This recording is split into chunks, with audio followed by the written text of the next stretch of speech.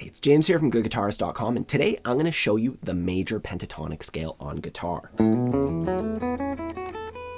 And I'm going to show you the two most common ways to use it, because I don't want you to fall into that trap of just learning a bunch of scales, but not actually being able to use them to make music. We're going to learn it in a musical way. Real quick before we get started, I have a free ebook covering all the basics of lead guitar. You'll find a link to that in the corner and down below.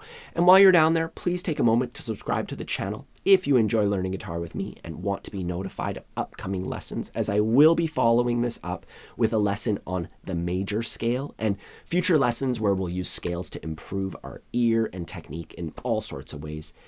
Now, the major pentatonic scale is one of the first two scales that we learn on guitar, the other one being the minor pentatonic scale, which is a little bit easier, but you can learn them in either order. They're both really useful. We're going to start off on the first octave of our major pentatonic scale.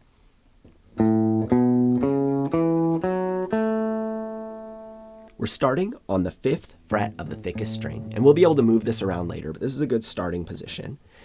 We're putting our middle finger down there, and then we're going to use our pinky on the 7th fret of the thickest string. Then on the next string, we're going to put our index on the 4th fret and our pinky on the 7th fret once again, and then same thing on the next string, 4, 7. So our pinky string is playing the 7th fret on each of those, and we're just using our middle finger first, then index, 5, 7, 4, 7, 4, 7. And we should practice playing it backwards. And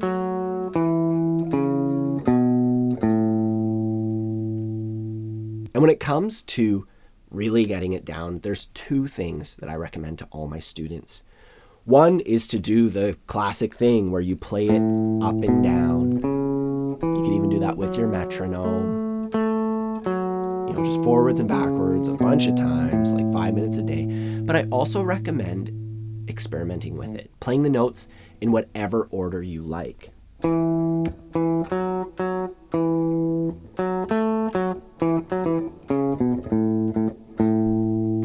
And having some fun with it. I think it's really important to do both of those, attacking it from both angles. And once you're comfortable with it, we got to learn how to use it in a song. And for that, first you'll have to get it in the right key. Say, for instance, we're playing a song, or like you go to a jam session and somebody says, hey, we're in the key of C. Well, we just need to find the note C on the thickest string. And that's where we're going to start our scale. So in this case, C is the 8th fret. And we just play that shape, starting right there. 8, 10, 7, 10, 7, 10. And if you want a diagram with all the root notes so that you can play this in any key, I have that in the free ebook that I mentioned earlier. There's a link for that down below. And a really fun exercise that we can do is a sort of Motown thing.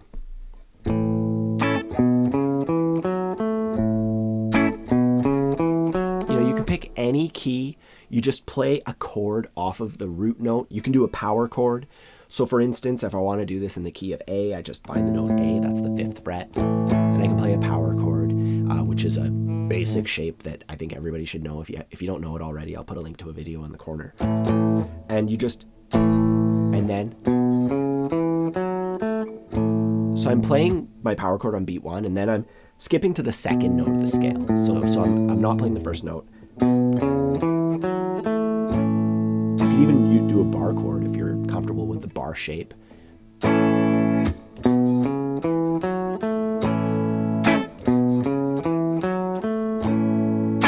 I have all this written down in a worksheet on my Patreon page. There's a link down below for that. Either way, that's just the first half of the scale. The second half, we'll pick up from where we left off. So I'm here on my pinky on the 7th fret, and now I'm gonna reach for the 4th fret of the G string, and I'm gonna go 4, 6 with my index ring, and then 5, 7, 5, 7 on the next two strings, and I can use my middle and pinky just like I did on the thickest string, or I can shift position and use my index and ring. I'll just go over the entire top half of that scale one more time. 4, 6, 5, 7, 5, 7.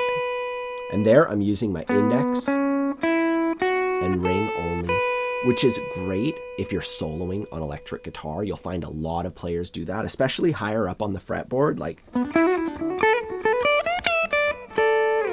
And the other fingering, back to our scale down here in the key of A, just a little refresher.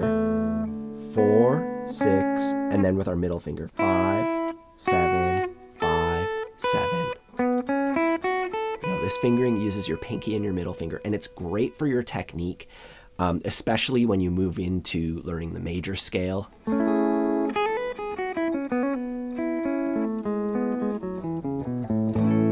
And I want you to just pick one for now, try it for about a month, and then switch to the other fingering. You'll figure out what resonates with you. I use both of them about equally depending on what I'm doing, you know.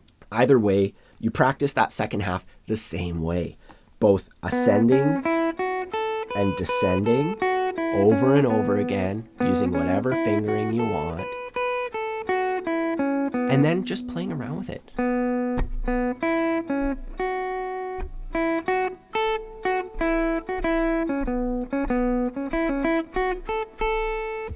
And when it comes to making this musical, there's a really famous lick that we can play.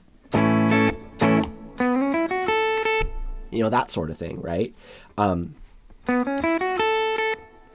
actually starting with my middle finger on the 4th fret of the G string, and I'm going to slide into the 6th fret. So it's the same notes that we were playing before, but I'm doing a slide and then just climbing up my scale.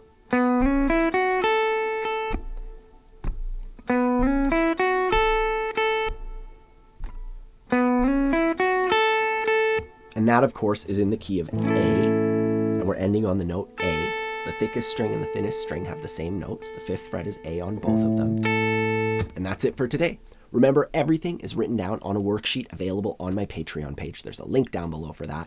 And don't forget to grab your copy of my free ebook. There's a link in the corner and down below for that too. I also have a course, The Complete Lead Guitarist, that'll teach you how to solo and how to really take control as a lead guitar player and start to develop your own voice on guitar. Don't forget to like the video and subscribe if you enjoy learning guitar with me. Have a fun time practicing, and I'll see you soon.